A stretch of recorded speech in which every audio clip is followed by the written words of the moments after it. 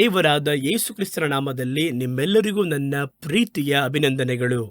ಮತ್ತೊಮ್ಮೆ ಪ್ರವಾದನೆಯ ಲೋಕ ಎನ್ನುವ ನಮ್ಮ ಕಾರ್ಯಕ್ರಮದಲ್ಲಿ ನಿಮ್ಮನ್ನು ಭೇಟಿ ಮಾಡುವುದರಲ್ಲಿ ಕ್ರಿಸ್ತನಲ್ಲಿ ಬಹಳ ಸಂತೋಷ ಪಡುತ್ತೇನೆ.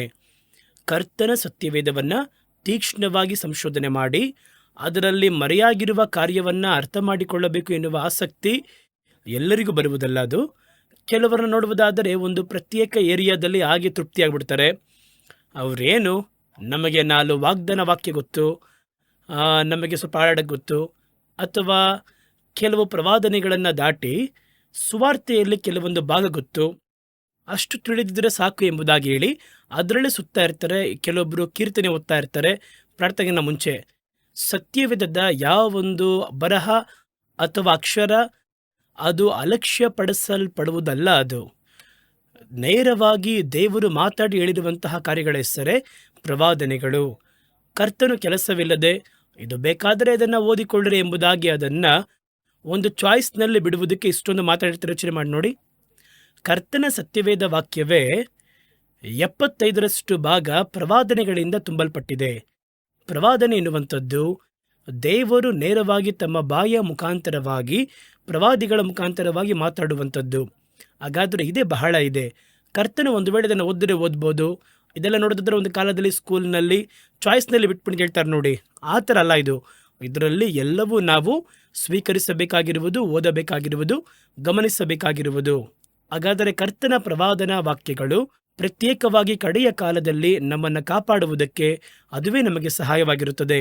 ಹಾಗಾದರೆ ಪ್ರವಾದನೆಗಳನ್ನು ಅರ್ಥ ಮಾಡಿಕೊಳ್ಳುವಾಗ ಕರ್ತನ ಕುರಿತಾಗಿ ನಾವು ಬಹಳ ಅರ್ಥ ಮಾಡ್ಕೋತೀವಿ.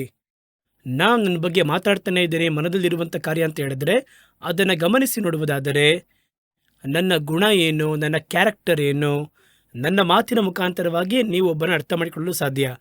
ಅದೇ ರೀತಿಯೇ ಕರ್ತನ ವಾಕ್ಯವನ್ನು ನೀವು ಓದುವಾಗಲೇ ಕರ್ತನನ್ನೇ ನಿಮ್ಮಿಂದ ಪರಿಪೂರ್ಣವಾಗಿ ಅರ್ಥ ಮಾಡ್ಕೊಳ್ಳೋಕೆ ಸಾಧ್ಯ. ಅದಕ್ಕೆ ಈ ಪ್ರವಾದನ ವಾಕ್ಯಗಳೆಲ್ಲ. ಹಾಗಾಗಿ ಈ ಪ್ರವಾದನ ವಾಕ್ಯಗಳ ಕಡೆ ಗಮನ ಹರಿಸಬೇಕು. ಕಡೆಯ ಕಾಲದಲ್ಲಿ ಪ್ರವಾದನ ವಾಕ್ಯವು ಬಹಳ ಮುಖ್ಯತ್ವವುಳ್ಳವುಗಳು. ಹಾಗಾಗಿ ಪ್ರವಾದನೆಗಳನ್ನು ಮುಂದುವರೆದು ಓದಬೇಕು ಎನ್ನುವಂಥ ಉದ್ದೇಶದೊಂದಿಗೆ ನಮ್ಮ ಕಾರ್ಯಕ್ರಮದ ಮೊದಲ ಭಾಗದಲ್ಲಿ ಕರ್ತನು ಮಾತಾಡಿದ ಪ್ರವಾದನೆಗಳಲ್ಲಿ ಒಂದು ಭಾಗವನ್ನು ಓದುವುದನ್ನು ವಾಡಿಕೆಗಿಟ್ಕೊಂಡಿದ್ದೀವಿ. ಪ್ರತ್ಯೇಕವಾಗಿ ಮ್ಯಾಕ್ಸಿಮಮ್ ಆ ಪ್ರವಾದನೆಗಳು ಕಡೆಯ ಕಾಲದೊಂದಿಗೆ ಸಂಬಂಧಪಟ್ಟವುಗಳೇ ಅವು.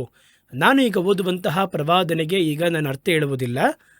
ಅದನ್ನು ಓದಲಿದ್ದೀರಾ, ನೀವು ಅದನ್ನು ಓದಲಿದ್ದೀರಾ, ಗಮನಿಸಿ ಓದಲಿದ್ದೀರಾ.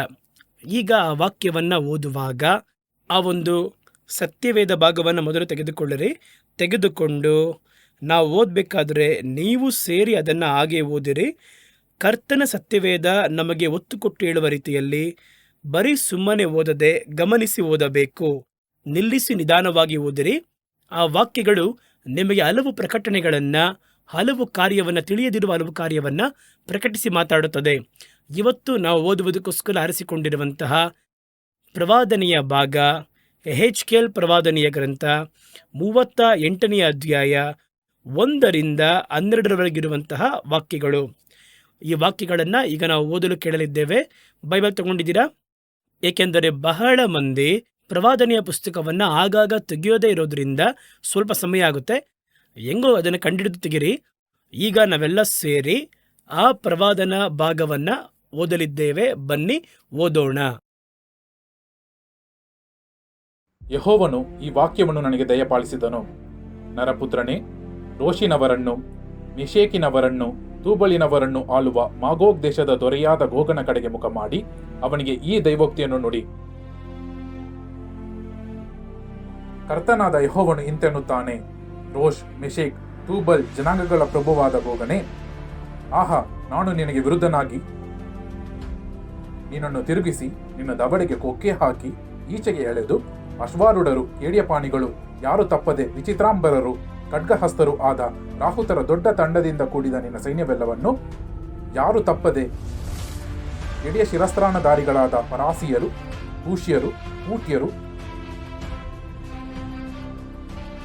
ಇವರನ್ನು ಗುಮ್ಮಿಯಾದ ಗೋಮರ್ಯರನ್ನು, ಉತ್ತರ ದಿಕ್ಕಿನ ಕಟ್ಟಕಡೆಯಿಂದ ಬಂದ ಗುಮ್ಮಿಯಾದ ತೋಗರ್ಮದವರನ್ನು, ಅಂತೂ ಅನೇಕ ಜನಾಂಗಗಳನ್ನು ನಿನ್ನೊಂದಿಗೆ ಬರಮಾಡುವೆನು. ಸಿದ್ಧವಾಗಿರು. ನಿನ್ನಲ್ಲಿ ಕೂಡಿ ಬಂದಿರುವ ಎಲ್ಲಾ ತಂಡಗಳೊಡನೆ ನಿನ್ನನ್ನು ಸಿದ್ಧ ಮಾಡಿಕೊ. ನೀನು ಅವುಗಳಿಗೆ ಪಾಲಕನಾಗಿರು. ಬಹು ದಿವಸಗಳ ಮೇಲೆ ನಿನಗೆ ಅಪ್ಪಣೆಯಾಗುವುದು. ಖಡ್ಗದಿಂದ ನಾಶವಾಗಿ ಪುನರ್ಜೀವಿತವಾದ ದೇಶದೊಳಗೆ ನೀನು ಕಾಲಾನುಕಾಲಕ್ಕೆ ನುಗ್ಗಿ ಅನೇಕ ಜನಾಂಗಗಳೊಳಗಿಂದ ಒಟ್ಟುಗೂಡಿದ ನನ್ನ ಜನರ ಮೇಲೆ ಬೀಳುವಿ. ಹೌದು, ಜನಾಂಗಗಳೊಳಗಿಂದ ಪಾರಾದ ಆ ಜನರೆಲ್ಲರೂ ಬಹುಕಾಲ ಹಾಳಾಗಿದ್ದ ಇಸ್ರಾಯೇಲಿನ ಪರ್ವತಗಳಲ್ಲಿ ನೆಮ್ಮದಿಯಾಗಿ ವಾಸಿಸುತ್ತಿರಲು ನೀನು ಅವರ ಮೇಲೆ ಬೀಳುವಿ. ನೀನು, ನಿನ್ನ ಎಲ್ಲಾ ಗುಮ್ಮಿಗಳು, ನಿನ್ನೊಂದಿಗಿರುವ ಬಹು ಜನಾಂಗಗಳು ಬಿರುಗಾಳಿಯಂತೆ ಹೊರಟು ಬರುವಿರಿ. ಕಾರ್ಮುಗಿಲಿನೋಪಾದಿಯಲ್ಲಿ ದೇಶವನ್ನು ಮುಚ್ಚಿಬಿಡುವಿರಿ.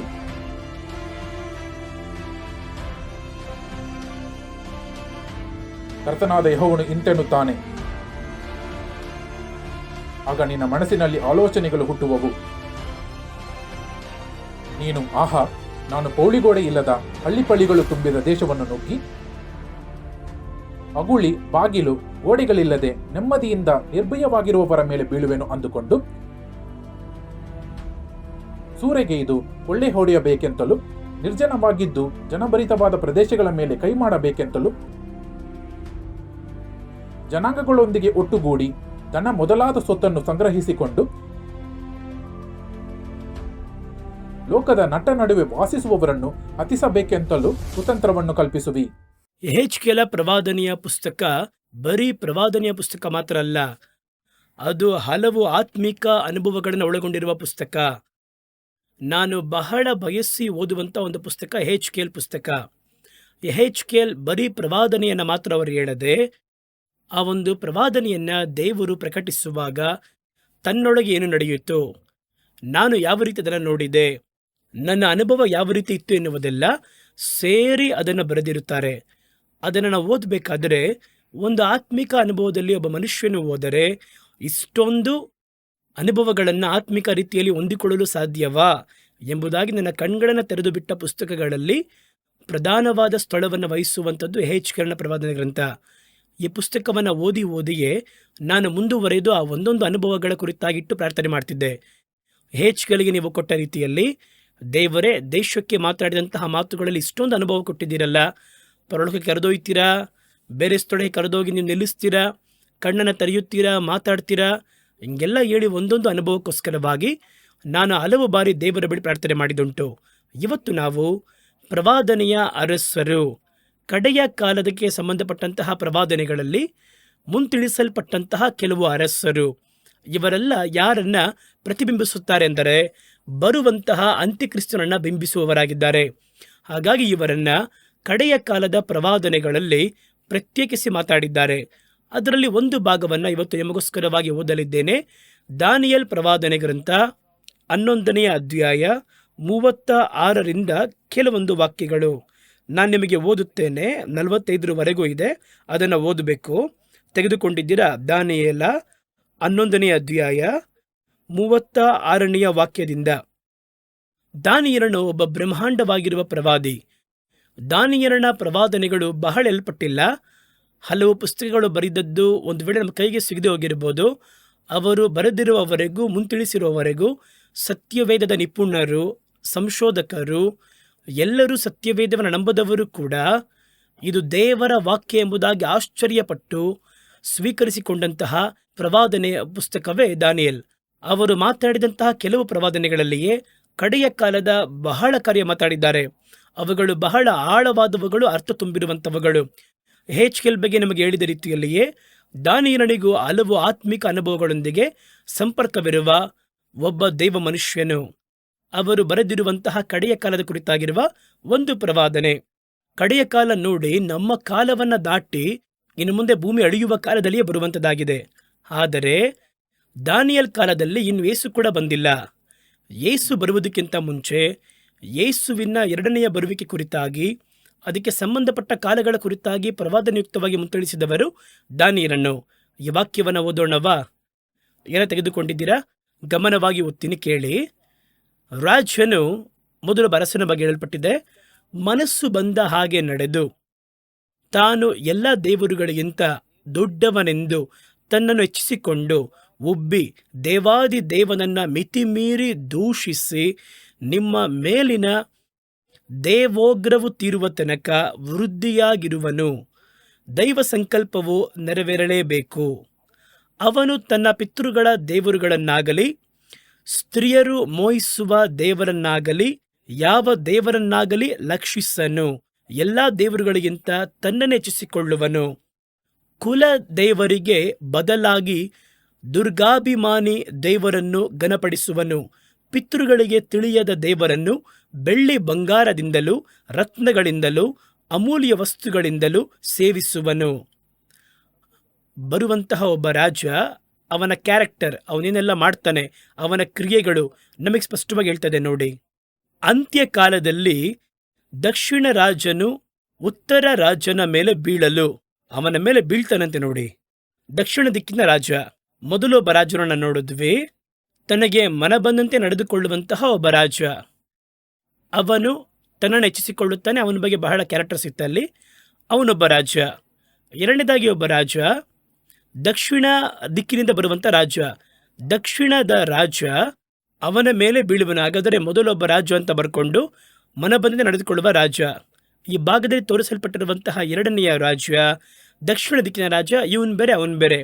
ಈ ದಕ್ಷಿಣ ದಿಕ್ಕಿನ ರಾಜ ಇವನ ಮೇಲೆ ಬೀಳಲು ಈ ದಕ್ಷಿಣ ದಿಕ್ಕಿನ ರಾಜನು ಅವನೊಂದಿಗೆ ಉತ್ತರ ರಾಜನು ರಥಾಶ್ವ ಬಲಗಳಿಂದಲೂ ಬಹು ನಾವೆಗಳಿಂದಲೂ ಕೂಡಿ ದಕ್ಷಿಣ ರಾಜನ ಮೇಲೆ ರಭಸವಾಗಿ ಬಿದ್ದು ನಾಡು ನಾಡುಗಳಲ್ಲಿ ನುಗ್ಗಿ ತುಂಬಿ ತುಳುಕಿ ಹರಡಿಕೊಳ್ಳುವನು. ಅನಂತರ ಈಗ ಮೂರನೇ ರಾಜ ಹೇಳ್ತಾ ಇದ್ದಾರೆ. ಹಾಗಾದರೆ ಮೊದಲು ಹೇಳಿದ ರಾಜನ ಕ್ಯಾರೆಕ್ಟರು ಇಲ್ಲಿ ಬೇರೆ, ಎರಡನೇ ರಾಜನ ಬಗ್ಗೆ ಹೇಳಿದ್ರು, ಅವನು ದಕ್ಷಿಣ ದಿಕ್ಕಿನ ರಾಜ. ಇದೆಲ್ಲ ಕಡೆಯ ಕಾಲದಲ್ಲಿ ಬರುವಂಥದ್ದು. ಅವರು ಇನ್ನೂ ಬಂದಿಲ್ಲ, ಕಡೆಯ ಕಾಲದಲ್ಲಿ ಬರಲಿದ್ದಾರೆ. ಈ ರಾಜ್ಯ ತನ್ನ ಮನ ಬಂದಂತೆ ಮಾಡಬೇಕಾದರೆ ದಕ್ಷಿಣ ಭಾಗದ ರಾಜನು ಎದ್ದು ಬರ್ತಾನೆ. ಅವನು ರಥಗಳೊಂದಿಗೆ ಕುದುರೆಯ ವೀರರೊಂದಿಗೆ ಅನೇಕ ನಾವೆಗಳಿಂದಲೂ ಸುಂಟರ ಗಾಳಿಯ ರೀತಿಯಲ್ಲಿ ಅವನಿಗೆ ವಿರುದ್ಧವಾಗಿ ಬರುತ್ತಾನೆ. ಅವನು ದೇಶಗಳ ಒಳಗೆ ಪ್ರವೇಶಿಸಿ ತುಂಬಿ ತುಳುಕಿ ಹರಡಿಕೊಳ್ಳುವನು. ಆ ಮಾರ್ಗವಾಗಿ ಸುಂಟರು ಗಾಳಿ ಥರ ಹೋಗ್ತಾರೆ ಅವರಂಗೆ. ಅವನು ಅಂದ ಚಂದದ ದೇಶಕ್ಕೂ ನುಗ್ಗುವನು. ಯಾವುದೋ ಒಂದು ದೇಶ ಕಡೆಯ ಕಾಲದಲ್ಲಿ ಅಂದಚಂದವಾಗಿರುತ್ತೆ, ಬಹಳ ಹೈ ಕ್ವಾಲಿಟಿ ದೇಶವದು. ಆ ದೇಶದಲ್ಲಿ ಬರ್ತಾನೆ. ಅನೇಕ ಸೀಮೆಗಳು ಅವನಿಂದ ಹಾಳಾಗುವವು. ಆದರೆ ಎದೋಮ್ಯರು, ಮೋವಾಬಿಯರು, ಅಮ್ಮೋನಿನ ಹೆಚ್ಚಿನ ಭಾಗದವರು ಇವರುಗಳು ಅವನ ಕೈಯಿಂದ ತಪ್ಪಿಸಿಕೊಳ್ಳುವರು. ಇವನು ದಂಡೆತ್ತಿ ಬರುತ್ತಾನೆ. ಅಂದರೆ 3 ಅರಸರ ಬಗ್ಗೆ ಹೇಳಲ್ಪಟ್ಟಿದೆ. ಇಷ್ಟವಾದದನ್ನು ಮಾಡುವ ಅರಸ, ದಕ್ಷಿಣ ದೇಶದಿಂದ ಬರುವಂಥ ಒಬ್ಬ ರಾಜ, ಉತ್ತರ ದೇಶದಿಂದ ಬರುವಂಥ ಒಬ್ಬ ರಾಜ. ಈಗ ಈ ಉತ್ತರ ಭಾಗದಿಂದ ಬರುವಂತಹ ಈ ರಾಜ ಹಲವು ದೇಶಗಳ ಮೇಲೆ ದಂಡೆತ್ತಿ ಬರುತ್ತಾನೆ. ಆದರೆ ಅವನು ಮುಟ್ಟದಿರುವಂತಹ ಒಂದು ಕುಲವಿದೆ. ಎದೋಮಿಯರು, ಮೋವಾಬಿಯರು, ಅಮ್ಮೋನಿನ ಹೆಚ್ಚಿನ ಭಾಗದವರು ಇವರುಗಳು ಅವನ ಕೈಯಿಂದ ತಪ್ಪಿಸಿಕೊಳ್ಳುವರು. ಇದನ್ನು ಇನ್ನು ಮುಂದೆ ನಾವು ಭಾಗವಾಗಿ ನೋಡಲಿದ್ದೇವೆ. ಅವನು ದೇಶಗಳ ಮೇಲೆ ಕೈ ಮಾಡಲು ಐಗುಪ್ತ ದೇಶವು ತನ್ನ ರಕ್ಷಿಸಿಕೊಳ್ಳದು. ಐಗುಪ್ತ ಕಥೆಯನ್ನು ಮುಗಿಸ್ತಾನೆ. ಅವನು ಬೆಳ್ಳಿ ಬಂಗಾರಗಳ, ಯಾರು ಉತ್ತರ ದಿಕ್ಕಿನವನು, ಅವನು ಬೆಳ್ಳಿ ಬಂಗಾರಗಳ ನಿಧಿ ನಿಕ್ಷೇಪಗಳನ್ನು, ಐಗುಪ್ತದ ಒಳ್ಳೊಳ್ಳೆಯ ಸಮಸ್ತ ವಸ್ತುಗಳನ್ನು ವಶ ಮಾಡಿಕೊಳ್ಳುವನು. ಆ ದೇಶವನ್ನು ತನ್ನ ನಿಯಂತ್ರಣಕ್ಕೆ ತೆಗೆದುಕೊಳ್ಳುವನು. ಲೂಬಿಯರು, ಕೂಷ್ಯರು ಅವನನ್ನು ಹಿಂಬಾಲಿಸಿ ಹೋಗುವರು. ಲೂಬಿಯರು, ಕೂಷ್ಯರು, ಕೂಷ್ಯ ನಿಮಗೆ ಗೊತ್ತು, ಎಥಿಯೋಪಿಯಾ, ಆಫ್ರಿಕಾ ದೇಶ. ಅವರ ಹಿಂದೆ ಅವರು ಹೋಗುವರು. ಆದರೂ ಮೂಡಲಿಂದಲೂ ಬಡಗಲಿಂದಲೂ ಬರುವಂತಹ ಸುದ್ದಿಯು ಅವನನ್ನು ಬಾಧಿಸುವುದು. 2 ದಿಕ್ಕುಗಳಿಂದ ಯಾವುದೋ ಒಂದು ವಿಷಯ ಬರುತ್ತದೆ, ಒಂದು ಮೂಡಲು, ಇನ್ನೊಂದು ಬಡಗಲು. ಆ ಸುದ್ದಿ ಈ ಉತ್ತರ ದಿಕ್ಕಿನ ರಾಜರನ್ನು ಕಳವಳಪಡಿಸುತ್ತೆ. ಅವನು ಅತಿ ರೋಷಗೊಂಡು ಬಹು ಜನರನ್ನ ಧ್ವಂಸಿಸಿ ನಿರ್ನಾಮ ಮಾಡುವುದಕ್ಕೆ ಹೊರಡುವನು. ಆ ಸುದ್ದಿಗಳಿಂದ ಕೋಪಗೊಂಡು ಅವನು ಹಲವು ದೇಶಗಳನ್ನು ನಾಶ ಮಾಡುವುದಕ್ಕೆ ಉಗ್ರ ಕೋಪವಾಗಿ ಹೊರಡುವನು. ಸಮುದ್ರಕ್ಕೂ ಅಂದಚಂದದ ಪರಿಶುದ್ಧ ಪರ್ವತಕ್ಕೂ ನಡುವೆ ಅರಮನೆಯಂತ ತನ್ನ ಗುಡಾರಗಳನ್ನು ಹಾಕಿಸುವನು.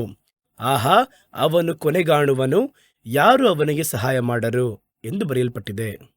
ಈಗ ಈ ಸ್ಥಳದಲ್ಲಿ ನಮಗೆ 3 ಮುಖ್ಯವಾಗಿರುವ ಅರಸರ ಕುರಿತಾಗಿ ಪ್ರವಾದನೆಯಾಗಿ ಬರೆಯಲ್ಪಟ್ಟಿದೆ.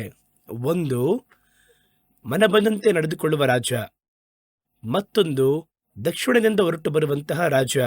ಅವನು ಯಾವಾಗ ನೋಡಿದ್ರು ಈ ಮನಬಂದಂತೆ ನಡೆಯುವಂತಹ ಈ ಅರಸನಿಗೆ ಸಮಸ್ಯೆ ಕೊಡುವನಾಗಿ ಇರ್ತಾನೆ. ಏನಾದರೂ ಒಂದನ್ನು ಹೇಳಿ ಅವನಿಗೆ ಅಡ್ಡ ಮಾಡ್ತಾನೆ ಇರ್ತಾನೆ. ಆ ರೀತಿ ಮಾತಾಡ್ತಿರ್ಬೇಕಾದ್ರೆ ಉತ್ತರ ಭಾಗದಿಂದ ಒಬ್ಬ ರಾಜ ಹೊರಡುತ್ತಾನೆ. ಅವನು ಹೊರಟು ಬಂದು ಈ ದೇಶಗಳ ಒಳಗೆ ಆ ಮನಬಂದಂತೆ ನಡೆಯುವಂತಹ ಅರಸನ ದೇಶದ ಒಳಗೆಲ್ಲ ಸುಂಟ್ರುಗಾಳಿ ಥರ ಹಾದು ಹೋಗಿ ಹಲವು ದೇಶಗಳನ್ನು ಹಿಡಿತಾನೆ. ಕೆಲವರು ಅವನ ಕೈಗೆ ತಪ್ಪಿಸಿಕೊಳ್ಳುತ್ತಾರೆ. ಆ ರೀತಿಯಾಗಿ 3 ಅರಸರ ಕುರಿತಾಗಿ ನಮಗೆ ಈ ಸುದ್ದಿ ಹೇಳಲ್ಪಟ್ಟಿದೆ. ಒಂದು, ದಕ್ಷಿಣ ಭಾಗದ ರಾಜ ದಾನಿಯೇಲ 11:40 ಬರೆದಿಟ್ಕೊಳ್ಳಿ. ಮತ್ತೊಂದು, ಮನಬಂದಂತೆ ನಡೆದುಕೊಳ್ಳುವ ರಾಜ ದಾನಿಯೇಲ 11:36. ಮೂರನೇದಾಗಿ, ಉತ್ತರ ದಿಕ್ಕಿನ ರಾಜ ದಾನಿಯೇಲ 11:40. ಈ 3 ಅರಸರು ಇಲ್ಲಿ ತೋರಿಸಲ್ಪಟ್ಟಿದ್ದಾರೆ. ಇವರು ದಾನಿಯೇಲ 11ನೇ ಅಧ್ಯಾಯದಲ್ಲಿ ಒಂದೊಂದು ಕಾಲಘಟ್ಟದಲ್ಲಿಯೂ ಒಂದೊಂದು ದೇಶವಾಗಿ ಉಲ್ಲೇಖಿಸಲ್ಪಟ್ಟಿದ್ದಾರೆ. ಈ ದಕ್ಷಿಣ ಭಾಗದ ರಾಜ ಈ 30ರಿಂದ ಓದ್ತಿರಲ್ವಾ, ನೀವು ಈ 11ನೇ ಅಧ್ಯಾಯದಲ್ಲಿ ಮೊದಲಿಂದ ಓದುವುದಾದರೆ ಅಲ್ಲಿ ಕೂಡ ನೀವು ದಕ್ಷಿಣ ದಿಕ್ಕಿನ ರಾಜ ಅಂತ ಹೆಸರು ನೋಡ್ಬೋದು. ಅದಕ್ಕಿಂತ ಮುಂಚೆ ಒಂದು ಉತ್ತರ ದಿಕ್ಕಿನ ರಾಜ ಅಂತ ಹೆಸರು ನೋಡ್ತೀರಾ. ಇದರಲ್ಲಿ ನಾವು ಏನು ಕನ್ಫ್ಯೂಸ್ ಆಗ್ತೀವಿ ಅಂದರೆ, 2 ದಕ್ಷಿಣ ದಿಕ್ಕಿನ ರಾಜ ಒಬ್ಬರೇ ಎಂಬುದಾಗಿ ಅಂದುಕೊಳ್ಳುತ್ತೇವೆ. ಈ 11ನೇ ಅಧ್ಯಾಯವನ್ನು ಗಮನವಾಗಿ ಓದಬೇಕಾದ್ರೆ ನೀವು ಈ 11ನೇ ಅಧ್ಯಾಯ 3 ಭಾಗವಾಗಿ ವಿಭಾಗಿಸಲ್ಪಟ್ಟಿದೆ. ಒಂದು, ಇನ್ನು ಮುಂದೆ ಬರುವಂತಹ ಅರಸರಿಗೆ ನೆರಳಾಟವಾಗಿರುವ ಅರಸರು ಕ್ರಿಸ್ತನ ಕಾಲಕ್ಕಿಂತ ಮುಂಚಿತವಾಗಿ ಇದ್ದಂತಹ ಅರಸರು. ಅದರಲ್ಲಿ ಒಂದು ಇಷ್ಟವಾದ ಕಾರ್ಯವನ್ನು ಮಾಡುವಂಥ ರಾಜ ಬರ್ತಾನೆ, ದಕ್ಷಿಣ ಭಾಗದ ರಾಜ ಬರ್ತಾನೆ, ಒಬ್ಬ ಉತ್ತರ ದಿಕ್ಕಿನ ರಾಜ ಬರ್ತಾನೆ. ಇವನು 36ನೇ ವಾಕ್ಯದ ನಂತರ ಬರುವಂತಹ ರಾಜನು ಒಬ್ಬರೇ ಅಲ್ಲ, ಅವರು ಬೇರೆ ಇದು ಬೇರೆ. ಆದರೆ ಸುಮ್ಮನೆ ನೀವು ಕಥೆ ಥರ ಓದುವುದಾದರೆ ಇದನ್ನು ಮುಂದೆ ಹೋದರೆ ಈ ಉತ್ತರ ದಿಕ್ಕಿನ ರಾಜ ಅಂದರೆ ಇವನೇ, ದಕ್ಷಿಣ ದಿಕ್ಕಿನ ರಾಜ ಅಂದರೆ ಇವನೇ, ಆ ರೀತಿ ಭಾವಿಸ್ತೀರಾ. ಈ ಒಂದು ಅಧ್ಯಾಯ ಹಲವು ಕಾಲಗಳನ್ನು ತೋರಿಸುತ್ತವೆ. ಏನು ಕಾಲಗಳನ್ನು ತೋರಿಸುತ್ತವೆ ಅಂತ ನೋಡಿದ್ರೆ, ಮೊದಲ ಕಾರ್ಯ, ಮೊದಲ ಕಾಲ, ಅದು 1ನೇ ವಾಕ್ಯದಿಂದ ತೋರಿಸುವಂಥದ್ದು ಕ್ರಿಸ್ತನಿಗಿಂತ ಮುಂಚಿತವಾಗಿ ಇರುವಂತಹ ಕಾಲಗಳನ್ನು ತೋರಿಸುತ್ತದೆ. ಅದು 1ರಿಂದ 36ರವರೆಗೂ ಕ್ರಿಸ್ತನಿಗಿಂತ ಮುಂಚೆ ಬರುವಂತಹ ರಾಜಕೀಯ ಸಾಮ್ರಾಜ್ಯ ಕಾರ್ಯಗಳನ್ನು ಅರಸರ ಬಗ್ಗೆ ತೋರಿಸುತ್ತದೆ. 36ರಿಂದ ನಾವು ಬದುಕುತ್ತಿರುವ ಕಡೆಯ ಕಾಲದ ಕುರಿತಾಗಿರುವ ಸುದ್ದಿಗಳು. ಇದರಲ್ಲಿ ಬರುವಂತಹ ದಕ್ಷಿಣ ದಿಕ್ಕಿನ ರಾಜ ಮನಬಂದಂತೆ ನಡೆಯುವಂಥ ರಾಜ ಎಂಬುದಾಗಿ 3 ಜನ ತೋರಿಸ್ತಾರೆ. ಈ ನಡುವೆ 3 ವಾಕ್ಯ ಇದೆ ನೋಡಿ. 11ನೇ ಅಧ್ಯಾಯ 33ರಿಂದ 36ರವರೆಗೆ 35ರವರೆಗೆ ಒಂದು 3 ವಾಕ್ಯ ಇದೆ. ಅದು ಬೇರೆ ಒಂದು ವ್ಯತ್ಯಾಸವಾಗಿರುವ ಕಾರ್ಯವನ್ನು ತೋರಿಸುತ್ತೆ. ಏನು ತೋರಿಸ್ತದೆ ಗೊತ್ತಾ? ಅದು ಬರುವಂತಹ ಉಜ್ಜೀವನ ಕಾಲವನ್ನು ತೋರಿಸುತ್ತದೆ. ಈ ಉಜ್ಜೀವನ ಕಾಲ ಯಾವ ರೀತಿ ಬರುತ್ತೆ ಅಂದರೆ ನಿಮಗೆ ಆಶ್ಚರ್ಯವಾಗಿರುತ್ತೆ. ನೋಡಿ, ಮೊದಲು ತೋರಿಸಿದ್ದು ಕ್ರಿಸ್ತನಿಗೆ ಹಿಂದೆ ಇರುವ ಕಾಲ. ಕೊನೆಯದಾಗಿ 36ರಿಂದ ತೋರಿಸಲ್ಪಡುವಂಥದ್ದು ಅಂತ್ಯಕ್ರಿಸ್ತನು ಬರುವಂತಹ ಕಡೆಯ ಕಾಲ. ನಡುವೆ ಒಂದು 3 ವಾಕ್ಯ. ಈ ಅಂತ್ಯಕ್ರಿಸ್ತನು ಬರುವಂತಹ ಕಾಲಕ್ಕಿಂತ ಮುಂಚೆ ಏನು ನಡೆಯುತ್ತೆ ಅಂತ ನೋಡುವುದಾದರೆ, ದಾನಿಯೇಲ 11ನೇ ಅಧ್ಯಾಯ 33, 34, 35 ಈ ವಾಕ್ಯವು ಏನು ಹೇಳುತ್ತದೆ ಅಂತ ನೋಡುವುದಾದರೆ, ಜನರಲ್ಲಿನ ಜ್ಞಾನಿಗಳು ಅನೇಕರಿಗೆ ವಿವೇಕ ಹೇಳಲಾಗಿ, ಜನಗಳಲ್ಲಿ ಜ್ಞಾನಿಗಳು ಅನೇಕರಿಗೆ ದೇವರ ಅರಿವನ್ನು ಹೇಳುವರ ಒಂದು ಗುಂಪು. ಮೊದಲೆಲ್ಲ ಯುದ್ಧದ ಬಗ್ಗೆ ಹೇಳ್ತಾ ಇದ್ದಿದ್ದು ದಿಢೀರೆಂಬುದಾಗಿ ಬೇರೆ ಒಂದು ಫ್ಲೇವರ್ನಲ್ಲಿ ಬೇರೆ ಒಂದು ದೃಶ್ಯವನ್ನು ಇಲ್ಲಿ ರೂಪಿಸಿ ತೋರಿಸುತ್ತಾರೆ. ಆ ಒಂದು ಮಧ್ಯಂತರ ಕಾಲದಲ್ಲಿ ಏನು ನಡೆಯುತ್ತೆ ಅಂದರೆ, ಜನಗಳಲ್ಲಿ ಅನೇಕರು ಜ್ಞಾನಿಗಳು ಅನೇಕರಿಗೆ ವಿವೇಕವನ್ನು ಹೇಳುವರು. ಅವರು ಬಹು ದಿವಸ ಆ ಒಂದು ವಿವೇಕವನ್ನು ಹೇಳುವ ಕಾಲದಲ್ಲಿ ಅನೇಕರು ಕತ್ತಿ, ಬೆಂಕಿ, ಸೆರೆಸೂರೆಗಳಿಗೆ ಸಿಕ್ಕಿ ಬೀಳುತ್ತಿರುವರು ಎಂಬುದಾಗಿದೆ. ಆ ಕಾಲಘಟ್ಟಗಳಲ್ಲಿ ಈ ರೀತಿ ಅವರು ಬೀಳುತ್ತಿರುವಲ್ಲಿ ಅವರಿಗೆ ಸ್ವಲ್ಪ ಸಹಾಯ ದೊರೆಯುವುದು. ಆಮೇಲೆ ಬಹುಮಂದಿ ನಯವಾದ ನುಡಿಗಳನ್ನಾಡುತ್ತಾ ಅವರನ್ನು ಸೇರಿಕೊಳ್ಳುವರು. ಅನಂತರ 35ನೇ ವಾಕ್ಯ ಮುಖ್ಯವಾದದ್ದು. ಜ್ಞಾನಿಗಳಲ್ಲಿಯೂ ಕೆಲವರು ಅಂತ್ಯ ಕಾಲದವರೆಗೆ ಬೀಳುತ್ತಾ ಇರುವರು. ಅವರಲ್ಲಿ ಕೆಲವರು ರಕ್ತಸಾಕ್ಷಿಯಾಗಿ ಬೀಳುವರು. ಆದ್ದರಿಂದ ಜನರು ಶೋಧಿಸಲ್ಪಟ್ಟು ಶುದ್ಧ ಹೊಂದಿ ಶುಭ್ರರಾಗುವರು. ಅಂತ್ಯವು ಕ್ಲುಪ್ತ ಕಾಲದಲ್ಲೇ ಆಗುವುದು. ಮೊದಲು ಅರಸರ ಚರಿತ್ರೆಯ ಬಗ್ಗೆ ಹೇಳುತ್ತೆ 1ರಿಂದ 32ರವರೆಗೂ. 36ರಿಂದ ಕಡೆಯ ಕಾಲದಲ್ಲಿ ಬರುವಂತಹ ಅರಸನು ಅಂತ್ಯಕ್ರಿಸ್ತನ ಕುರಿತಾಗಿಯೂ ಅವನ ಎದುರಾಗಿ ಬರುವಂಥ ಅರಸರ ಕುರಿತಾಗಿಯೂ ಸಂಭವಗಳನ್ನು ಹೇಳುತ್ತದೆ. ನಡುವೆ ಅರಿವನ್ನು ಹುಟ್ಟಿಸುವಂಥ ಒಂದು ಕಾಲವನ್ನು ಹೇಳುತ್ತಾ ಇದೆ. ಕೆಲವರು ಎದ್ದು, ಕೆಲವೊಂದು ಜ್ಞಾನಿಗಳು ಎದ್ದು ಜನಗಳಿಗೆ ವಿವೇಕವನ್ನು ಬೋಧಿಸುವರು. ಅವರನ್ನು ಜನಗಳನ್ನು ಪುಟಕ್ಕೆ ಹಾಕುವುದಕ್ಕೂ, ಶುದ್ಧೀಕರಿಸುವುದಕ್ಕೂ, ಅವರನ್ನು ಪವಿತ್ರ ಮಾಡುವುದಕ್ಕೂ ಅವರಲ್ಲಿ ಕೇಳುವರು ಬೀಳುವರು. ಇದನ್ನ ಎರಡು ವಿಧವಾಗಿ ಹೇಳ್ತಾರೆ. ಒಂದು, ಆ ಹಳೆಯ ಕಾಲಘಟ್ಟ ಮುಗಿದ ನಂತರ ಈ ಮೊದಲ ಶತಮಾನದಲ್ಲಿ ನೋಡುವುದಾದರೆ ಎದ್ದು ಜನಗಳಿಗೆ ಸುವಾರ್ತೆಯನ್ನ ಸಾರಿ ಅನೇಕರನ್ನ ಪುಟಕ್ಕೆ ಹಾಕದಲ್ಲ, ಆ ಸಮಯದಲ್ಲಿ ಬಹಳ ರಕ್ತಸಾಕ್ಷಿಗಳಾಗಿ ಸತ್ತರು. ಆ ಒಂದು ಕಾರ್ಯವನ್ನ ಈ 11ನೇ ಅಧ್ಯಾಯವು 33ರಿಂದ 36ವರೆಗಿರುವಂತಹ ವಾಕ್ಯಗಳು ತೋರಿಸುತ್ತದೆ. ಅದು ಸಭೆಯ ಕಾಲವನ್ನು ಸೂಚನೆ ಮಾಡುತ್ತದೆ ಎಂಬುದಾಗಿ ಒಂದು ಅಭಿಪ್ರಾಯ ಇದೆ. ಅದನ್ನು ನಾವು ಸ್ವೀಕರಿಸಿಕೊಳ್ಳಬಹುದು. ಯಾಕಂದರೆ ಹಿಂದೆ ಇದ್ದಂತಹ ಆಳ್ವಿಕೆಗಾರರ ಕಾರ್ಯ ಮುಗಿದ ಕೂಡಲೇ ರೋಮನ್ನರ ಆಳ್ವಿಕೆ ಮಾಡುತ್ತಿದ್ದಾಗಲೇ ಆ ಒಂದು ಇಕ್ಕಟ್ಟಿನ ಕಾಲದಲ್ಲಿ ಒಂದು ಗುಂಪು ಎದ್ದು, ಅಪೋಸ್ತಲರು ಎದ್ದು ಅನೇಕರಿಗೆ ಜ್ಞಾನವನ್ನು ಅವರು ಪ್ರಕಟಿಸಿ ಅನೇಕರನ್ನು ಶುದ್ಧೀಕರಿಸಿ ದೇವರ ಮಕ್ಕಳಾಗಿ ಮಾರ್ಪಡಿಸಿ ಅದೇ ಸಂದರ್ಭದಲ್ಲಿ ರಕ್ತಸಾಕ್ಷಿಯಾಗಿ ಅವರು ಸತ್ತು ಆ ಕಾಲವನ್ನು ದಾನಿಯೇಲ್ ಹೇಳ್ತಾ ಇದ್ದಾರೆ. ಮತ್ತೊಂದು ವಿಧದಲ್ಲಿ ಯಾವ ರೀತಿ ತೆಗೆದುಕೊಳ್ಳಬಹುದು ಅಂದರೆ, ಈ ಅಂತ್ಯಕ್ರಿಸ್ತನು ಬರುವುದಕ್ಕಿಂತ ಮುಂಚಿತವಾಗಿಯೂ ಇದೇ ಥರ ಒಂದು ಸಂಭವ ನಡೆಯುತ್ತೆ. ಅದನ್ನೇ ಹಲವು ಕಡೆ ನಾವು ಹೇಳುತ್ತೇವೆ. ಸಭೆಯ ಕಾಲ ಉಜ್ಜೀವನದಲ್ಲಿ ಆರಂಭಗೊಂಡ ಹಾಗೆ ಸಭೆಯ ಅಂತ್ಯಕಾಲದಲ್ಲಿಯೂ ಒಂದು ಉಜ್ಜೀವನ ಬರುತ್ತದೆ. ಸಭೆ ಎತ್ತಲ್ಪಡುವಂತಹ ಕಾಲದಲ್ಲಿ, ಅದರಿಂದ ಆ ಒಂದು ಕಾಲದಲ್ಲಿ ಅಂತ್ಯಕ್ರಿಸ್ತನು ಬರುವಂತಹ ಕಾಲದ ಅಂತ್ಯದ ಕಾಲದವರೆಗೂ ಒಂದು ಉಜ್ಜೀವನ ಬರುತ್ತದೆ. ಇದರಲ್ಲಿ ನೋಡಿ, ಅಂತ್ಯದವರೆಗೂ ಉಜ್ಜೀವನ ಇರುತ್ತಂತೆ. ಅಂದರೆ ಈ ಎರಡನೇ ಬಾರಿ ಬರುವಂತಹ ಉಜ್ಜೀವನದ ಬಗ್ಗೆ ಹೇಳಲ್ಪಟ್ಟದ್ದಾಗಿದೆ ಎಂಬುದಾಗಿ ಸತ್ಯವಿದೆ. ಅದೇ ಈ ಮಧ್ಯಂತರ ಕಾಲವಾಗಿ ಅದನ್ನು ತೆಗೆದುಕೊಳ್ಳಬಹುದು. ಈ 36ನೇ ವಾಕ್ಯದಲ್ಲಿ ನಾವು ಓದಬೇಕಾದರೆ ಒಬ್ಬ ಅರಸನ ಬಗ್ಗೆ ಓದುತ್ತೇವೆ. ಇದೇ ಬಹಳ ಮುಖ್ಯವಾದದ್ದು. ಅವನು ಯಾರು ಅಂತ ನೋಡುವುದಾದರೆ ಅಂತ್ಯಕ್ರಿಸ್ತನು ಎಂಬುದಾಗಿ ಸತ್ಯವಿದೆ ಹೇಳುತ್ತೆ. ಅವನು ತನ್ನ ಮನ ಬಂದಂತೆ ನಡೆದುಕೊಳ್ಳುವಂತಹ ರಾಜ. ಮೊದಲ ಕ್ಯಾರೆಕ್ಟರೇ ಮನ ಬಂದಂತೆ ಮಾಡುವಂತಹ ರಾಜ ಅಂತ ಇದೆ. ಹಾಗಾದರೆ ಅಂತ್ಯಕ್ರಿಸ್ತನ ಮೊದಲ ಗುಣಾತಿಶಯ ತನ್ನ ಮನ ಬಂದಂತೆ ಮಾಡ್ತಾನೆ. ಅವನಿಗೆ ಕಾನೂನಿಲ್ಲ, ಯೋಜನೆ ಇಲ್ಲ. ಈ ಅಂತ್ಯಕ್ರಿಸ್ತನನ್ನು ಪ್ರತಿಬಿಂಬಿಸುವಂತಹ ಅರಸರು ಬಂದರೂ ಕೂಡ ನೀವು ಚೆನ್ನಾಗಿ ನೋಡ್ಬೋದು, ಇವಾಗಿರುವ ಕಾಲದಲ್ಲಿ ಕೂಡ ಕೆಲವೊಂದು ದೇಶದ ಆಳ್ವಿಕೆಗಾರರು, ಅಧಿಪತಿಗಳು ಯಾರ ಮಾತು ಕೇಳಲ್ಲ. ನನ್ನ ಇಷ್ಟದ ಪ್ರಕಾರ ಮಾಡ್ತೇನೆ ಎಂಬುದಾಗಿರುವವರು ಎದ್ದು ಬರ್ತಾರೆ. ಹಲವು ದೇಶಗಳಲ್ಲಿದ್ದಾರೆ. ಇವರು ನೇರವಾಗಿ ಅಂತ್ಯಕ್ರಿಸ್ತನಾಗಿ ಇಲ್ಲದಿದ್ದರೂ ಕೂಡ ಆ ಅಂತ್ಯಕ್ರಿಸ್ತನ ಆತ್ಮದಿಂದ ನಿಯಂತ್ರಿಸಲ್ಪಡುವವರಾಗಿರ್ತಾರೆ. ಹಾಗಾದರೆ ಕಡೆಯ ಕಾಲದಲ್ಲಿ ಅಂತ್ಯಕ್ರಿಸ್ತನು ಪ್ರತ್ಯಕ್ಷವಾಗಿ ಪ್ರಕಟವಾಗುವುದರಿಂದ ಅದಕ್ಕಿಂತ ಮುಂಚೆ ಅಂತ್ಯಕ್ರಿಸ್ತನ ಆತ್ಮವನ್ನು ಹೊಂದಿರುವ ಬಹಳ ಮಂದಿ ಎಬ್ಬಿಸಲ್ಪಡ್ತಾರೆ. ಹಾಗಾದರೆ ಕಡೆಯ ಕಾಲದಲ್ಲಿ ನಾವು ಗಮನಿಸಿ ನೋಡುವುದಾದರೆ ಲೋಕದ ದೇಶಗಳಲ್ಲಿ, ಹಲವು ದೇಶಗಳಲ್ಲಿ ತನ್ನ ಮನಬಂದಂತೆ ನಡೆದುಕೊಳ್ಳುವಂತಹ ಅರಸರು ಎದ್ದು ಬರ್ತಾರೆ. ನಾನು ಹೇಳಿದ್ದೇ ಕಾನೂನು, ನನ್ನ ಮಾತನ್ನೇ ಕೇಳಬೇಕು, ನಾನು ಕೊಡುವುದನ್ನೇ ತಿನ್ನಬೇಕು, ಈ ರೀತಿಯೇ ಬದುಕಬೇಕು ಎಂಬುದಾಗಿ ಹೇಳುವ ಮನುಷ್ಯರ ಒಳಿತಿನ ಕುರಿತಾಗಿ ಯೋಚನೆ ಮಾಡದೆ ತನ್ನ ಮನಬಂದಂತೆ ನಡೆದುಕೊಳ್ಳುವ ಅರಸರು ಈ ಕಡೆಯ ಕಾಲದಲ್ಲಿ ಅಂತ್ಯಕ್ರಿಸ್ತನು ಬರುವುದಕ್ಕಿಂತ ಮುಂಚೆ ತೀವ್ರವಾಗಿ ಎದ್ದು ಬರ್ತಾರೆ. ಇವರು ಎದ್ದು ಜನಗಳನ್ನೆಲ್ಲ ಒಂದು ಅಭಿಪ್ರಾಯವನ್ನು ತಿಳಿಸಿ, ಅರಸನು ಅಂದರೆ ಹಾಗೆ, ಅವ್ರು ಹೇಳಿದ್ನೇ ಕೇಳಬೇಕು, ನಮ್ಮನ್ನು ಅವಲಂಬಿಸಿ ಜೀವಿಸಬೇಕು, ನಾವು ಕೊಡುವುದನ್ನೇ ತೆಗೆದುಕೊಳ್ಳಬೇಕು ಎಂಬುದಾಗಿ ಒಂದು ಮನಸ್ಥಿತಿಯನ್ನು ನಮ್ಮನ್ನು ತರ್ತಾರೆ. ಸ್ವಲ್ಪ ಕಾಲಕ್ಕಿಂತ ಮುಂಚೆ ನೋಡಿದ್ರೆ ಒಂದು ಸರ್ಕಾರದಲ್ಲಿ ಏನಾದರೂ ಒಂದು ಯೋಜನೆಯನ್ನು ಜನಗಳಿಗೆ ವಿರುದ್ಧವಾಗಿ ಯೋಜನೆ ಬಂದರೆ ಬೀದಿಗಿಳಿದು ಯುದ್ಧ ಮಾಡಿ ಅವರು ಹೋರಾಡ್ತಾ ಇದ್ರು. ಈಗ ಸ್ವಲ್ಪ ಸ್ವಲ್ಪ ಗಮನಿಸಿ ನೋಡುವುದಾದರೆ ಯಾವ ಒಂದು ಯೋಜನೆಯನ್ನು ಸರ್ಕಾರವು ಒತ್ತು ಕೊಟ್ಟು ಹೇಳಿದರೂ ಕೂಡ ಅದನ್ನು ಅವರು ಹಾಗೆ ಯಾರು ವಿರೋಧವನ್ನು ಮಾಡದೇ ಇಲ್ಲ. ಜನಗಳು ಅದಕ್ಕೆ ವಿಧಿಯರಾಗಿ ಬದುಕಲು ಕಲಿತಿದ್ದಾರೆ. ಯಾಕೆಂದರೆ ಈಗ ಬರುವವರು ಕಠಿಣ ಹಸ್ತಗಳಿಂದ ನಾವು ಹೇಳಿದ್ನೇ ಮಾಡಬೇಕು.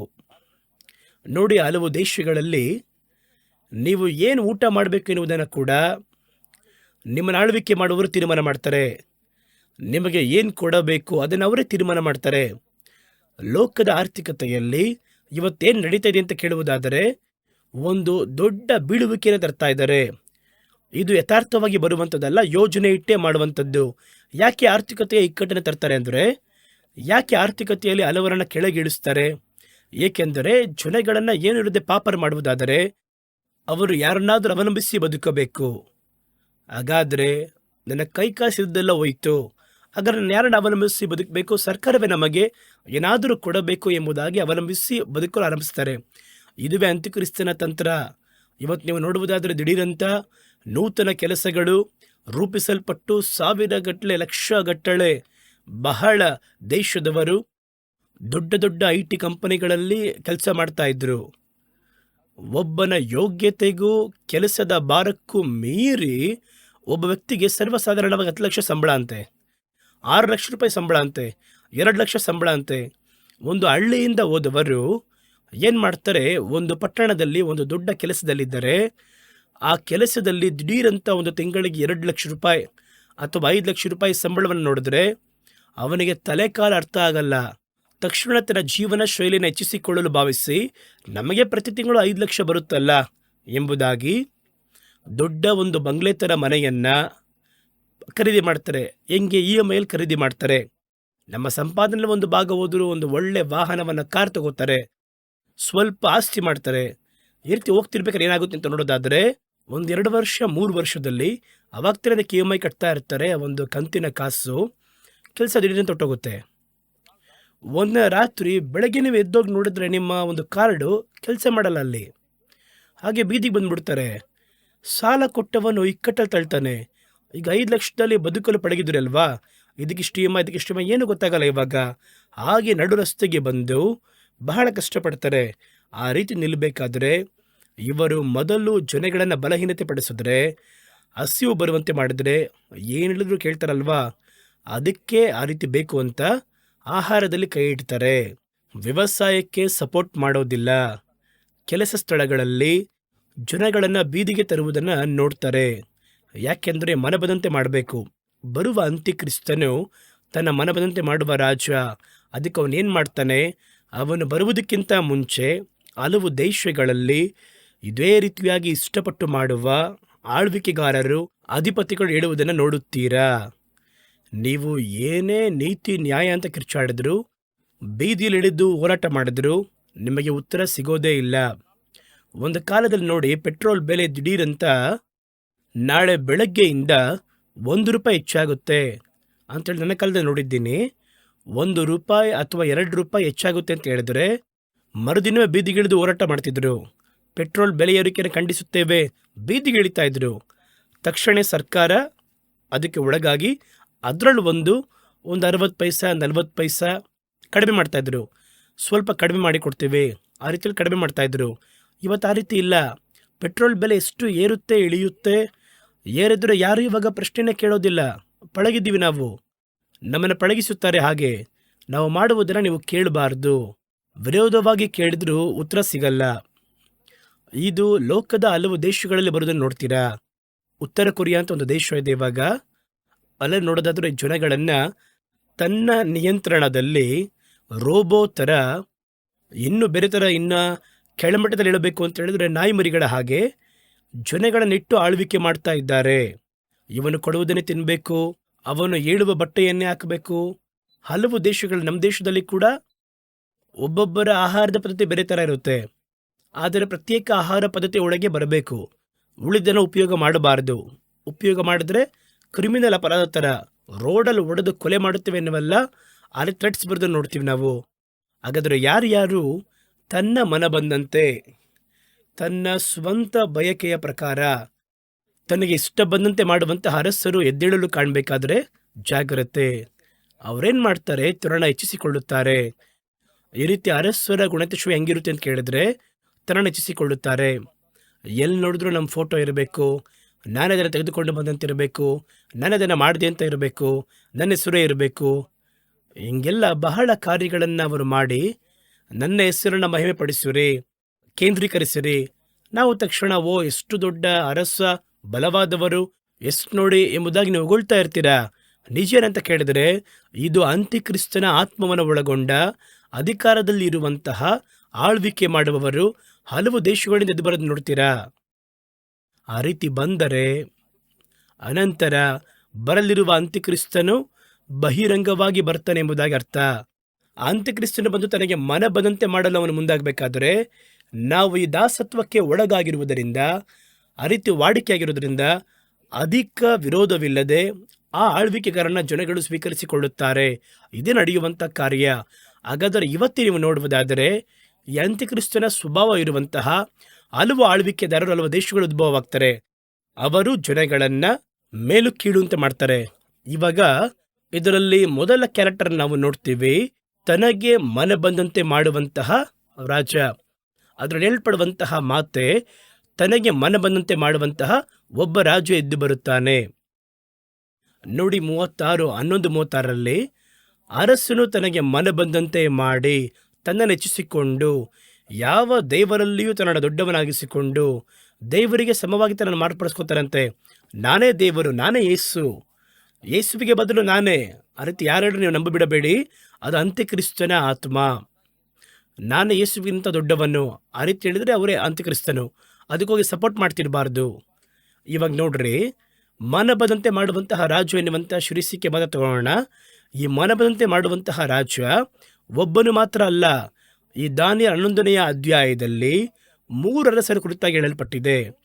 3 ಸ್ಥಳದಲ್ಲಿ ಇದೇ ಕ್ಯಾರೆಕ್ಟರ್, ತನಗೆ ಮನಬದಂತೆ ಮಾಡುವಂತಹ ಅರಸರ ಕುರಿತಾಗಿ ಹೇಳಲ್ಪಟ್ಟಿದೆ.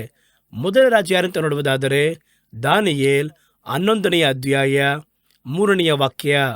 ಆದರೂ ಅನಂತರ ಪರಾಕ್ರಮಶಾಲಿಯಾದ ಒಬ್ಬ ರಾಜನೇ ಎದ್ದು ಮಹಾಪ್ರಭುತ್ವದಿಂದ ಆಳುತ್ತಾ ತನ್ನ ಇಷ್ಟಾರ್ಥಗಳನ್ನು ಸಾಧಿಸಿಕೊಳ್ಳುವ. ನೋಡಿದ್ರ, ತನ್ನ ಮನಬದಂತೆ ಮಾಡುವಂತಹ ಒಬ್ಬ ಅರಸ. 3ನೇ ವಾಕ್ಯದಲ್ಲಿ ಅವರು ಬೇರೆ, 36 ನೋಡುವವರು ಬೇರೆ. ಈ 3ನೇ ವಾಕ್ಯದ ಅರಸ ಯಾರು ಅಂತ ಕೇಳುವುದಾದರೆ 36ರಲ್ಲಿ ಒಬ್ಬ ಅರಸನ ಬಗ್ಗೆ ಹೇಳಲ್ಪಟ್ಟಿದೆ. ಇವರು ಬೇರೆ, ಅವರು ಬೇರೆ.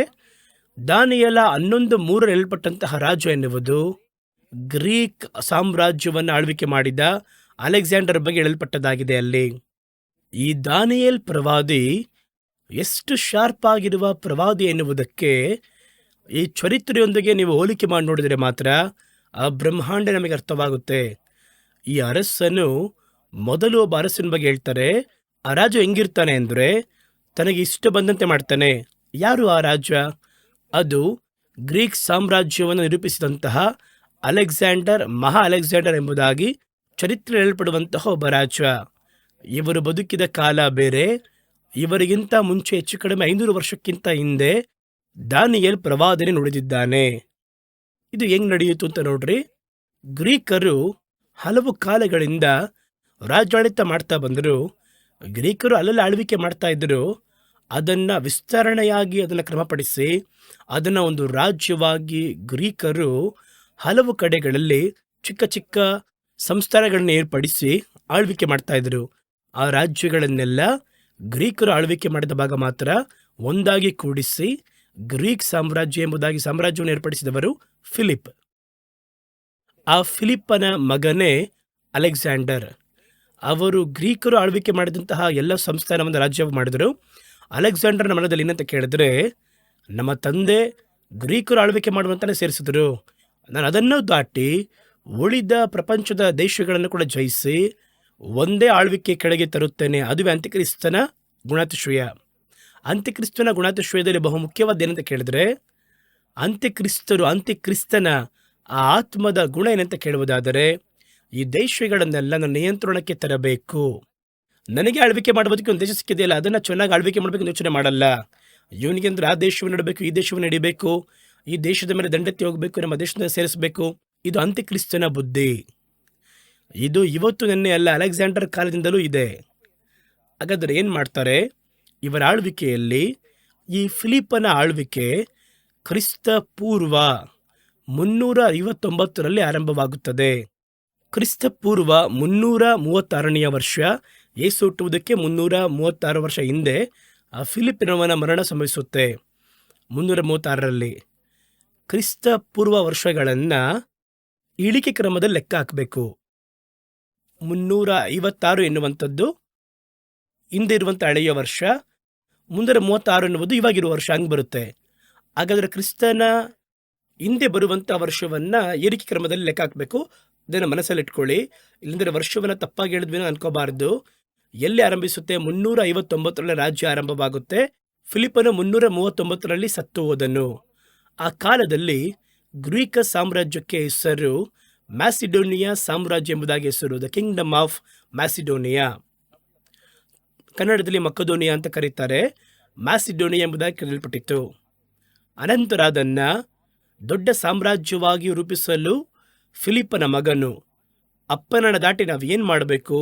ಗ್ರೀಕರನ್ನ ದಾಟಿ ಬೇರೆ ಜನಾಂಗದವರಲ್ಲಿದ್ದಾರಲ್ಲ, ಅಲ್ಲೆಲ್ಲ ದಂಡೆತ್ತಿ ಹೋಗಬೇಕು ಎಂಬುದಾಗಿ ಹೇಳಿ ಆಸಕ್ತಿಯಿಂದ ಹೊರಟವರೇ ಅಲೆಕ್ಸಾಂಡರ್.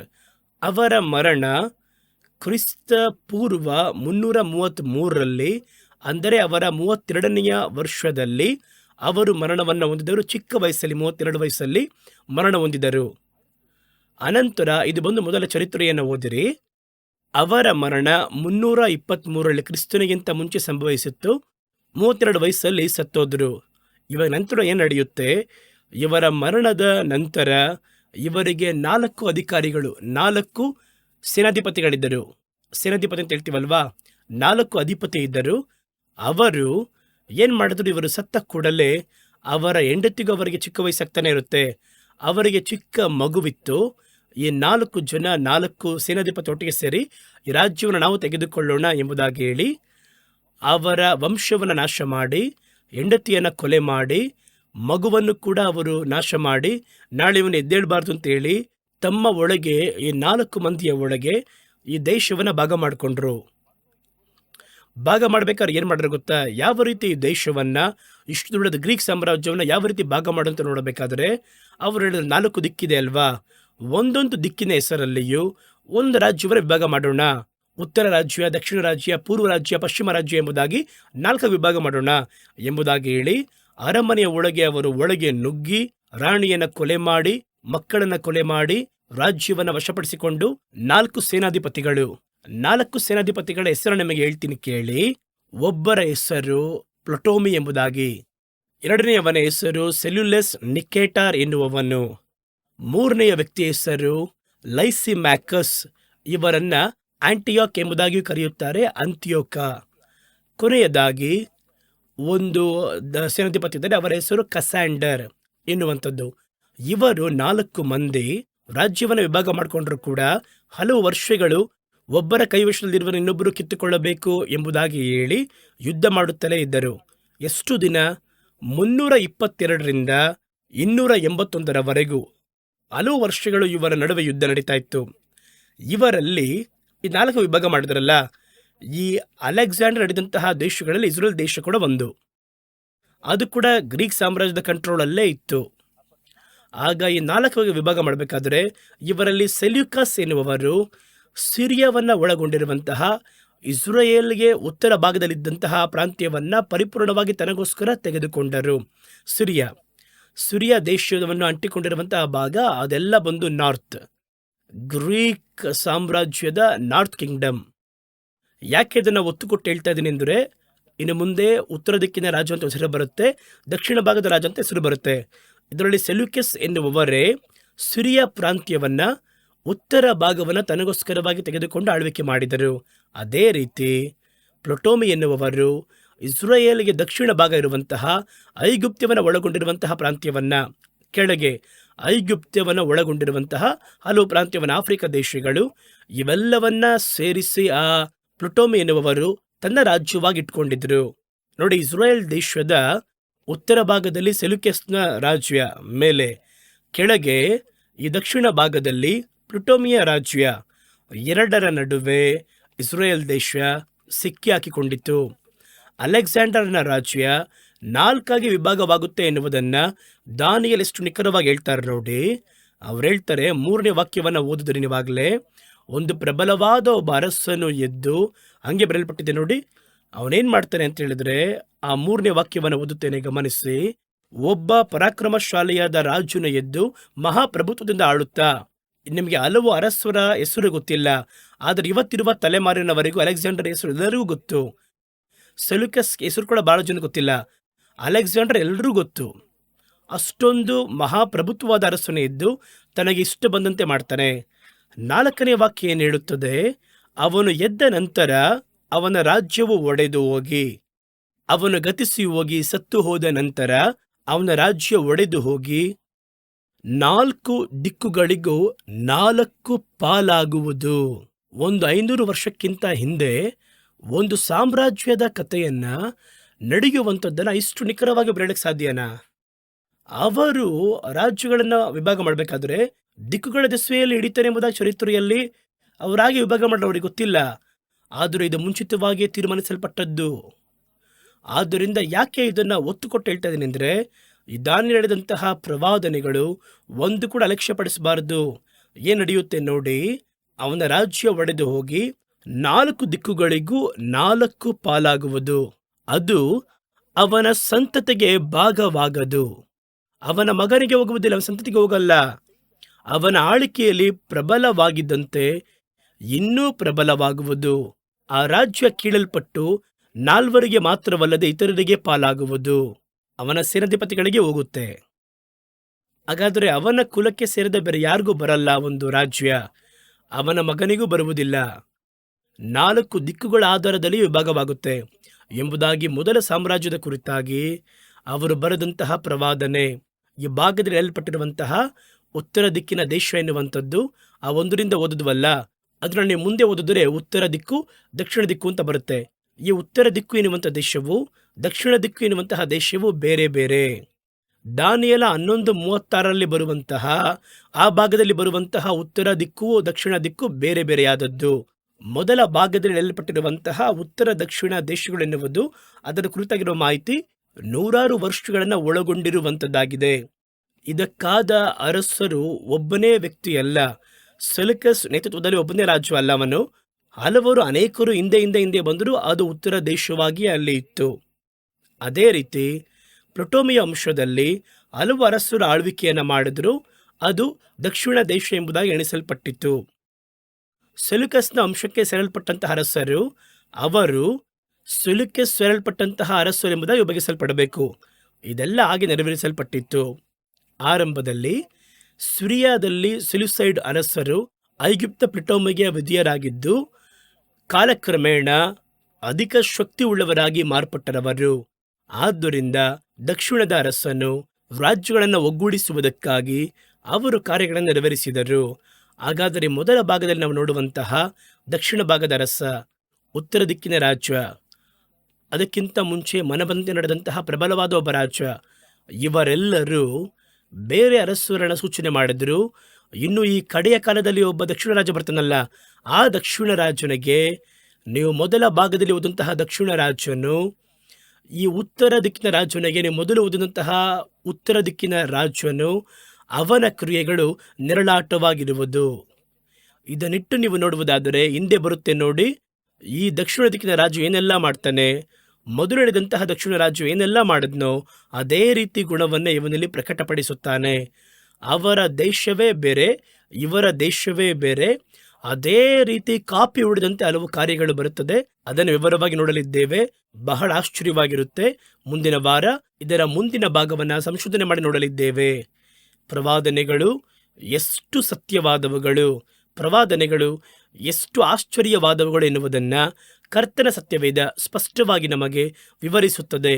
ಸತ್ಯವೇದವನ್ನು ಮಾತ್ರವಲ್ಲ, ನಡೆಯುತ್ತಿರುವ ಚರಿತ್ರೆಯನ್ನು ಆ ಪ್ರವಾದನೆಗಳೊಂದಿಗೆ ಜೋಡಿಸಿ ನೋಡುವಾಗಲೇ ಪ್ರವಾದನೆಗಳ ಬ್ರಹ್ಮಾಂಡ ಏನು ಎನ್ನುವುದನ್ನು ಅರ್ಥ ಮಾಡಿಕೊಳ್ಳಲು ಸಾಧ್ಯ.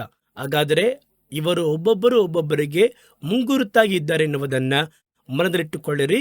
ಮುಂದಿನ ವಾರ ಇದರ ಹಿಂದಿನ ಭಾಗದಲ್ಲಿ ಇನ್ನು ಕೆಲವೊಂದು ಮುಖ್ಯ ಕಾರ್ಯಗಳನ್ನು ನಾನು ನಿಮಗೆ ತೋರಿಸುವವನಾಗಿರ್ತೀನಿ. ಅಲ್ಲಿಯವರೆಗೂ ದೇವರು ನಿಮ್ಮನ್ನು ಆಶೀರ್ವಾದ ಮಾಡಿ ಕಾಪಾಡಲಿ. ಆಮೇನ್.